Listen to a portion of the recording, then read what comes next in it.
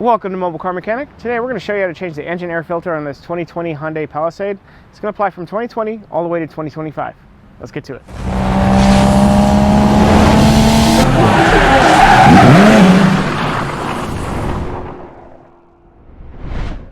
Alright, parts and tools needed are just going to be the engine air filter. That's it.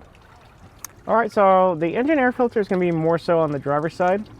You're going to see it's really easy to find because it tells you pull out to open. This is the air filter assembly.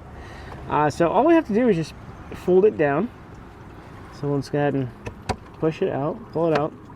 And then there's two little locking mechanisms here. So just swing them out. And then we're going to grab from the middle. So you can see our filter is really dirty. I'm going to go ahead and get our replacement here.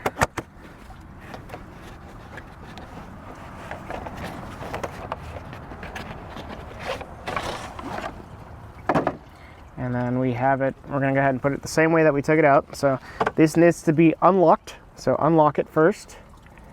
As you can see, it has little swing out directions here. Just going to go ahead and insert it. And then we're going to lock it in place. And then we'll go ahead and shut the cover. And that's it, we're done.